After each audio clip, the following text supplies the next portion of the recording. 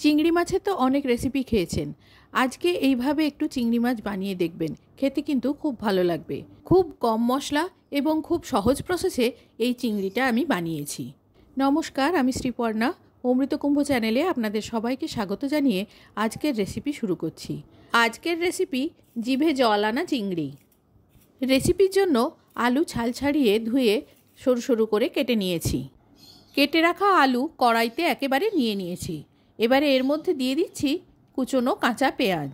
রেসিপিটি দেখলে বুঝতে পারবেন এটি খুবই সাধারণ এবং সহজ রান্না।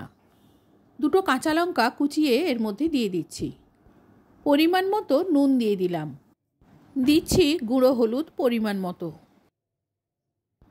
2 চামচ কাঁচা সর্ষের তেল এর মধ্যে দিয়ে দিচ্ছি। এবারে সব কিছু হাত দিয়ে খুব ভালো করে চটকে মেখে নেব। হাতে মাখার কাছেই এর কিন্তু স্বাদ খোলে। ভালো করে চটকে হাত দিয়ে মেখে নেওয়ার পর দিয়ে দিচ্ছি এর মধ্যে কুড়োনো নারকেল 2 চামচ। নারকেলের কালো অংশ বাদ দিয়ে কুড়োনো নারকেলটা দিয়েছি।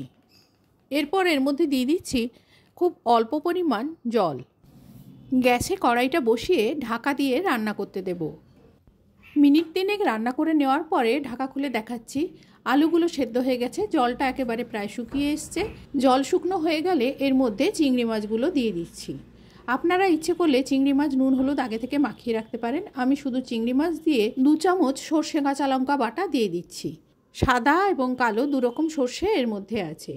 এবারে সর্ষে বাটাটা দেওয়ার পরে দিয়ে দিচ্ছি সামান্য পরিমাণ নুন। আপনারা যদি নুন হলুদ আগে মাখিয়ে রাখেন সেটা দেওয়ার দরকার নেই।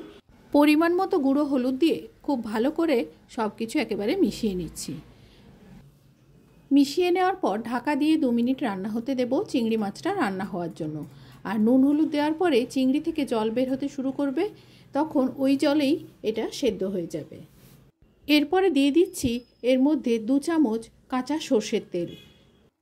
তরকারিতে এখনও একটু জল আছে, এই জলটা শুকনো হওয়া পর্যন্ত রান্না করে নেব। এই তরকারিটা একেবারে শুকনো শুকনো হবে। নারকেল আর সর্ষে দিয়ে এই চিংড়িটা খেতে অপূর্ব লাগে। আপনারা একবার এটা ট্রাই করে দেখবেন, খেতে কিন্তু খুব ভালো লাগবে। গরম ভাতে অল্পখানি তরকারি দিয়ে নিমেষেই অনেকখানি ভাত খাওয়া হয়ে যাবে।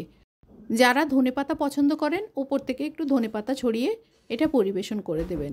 আজ এই পর্যন্ত। সবাই ভালো থাকবেন, সুস্থ থাকবেন, আনন্দে কাটাবেন। রেসিপিটি শেষ পর্যন্ত দেখার জন্য ধন্যবাদ।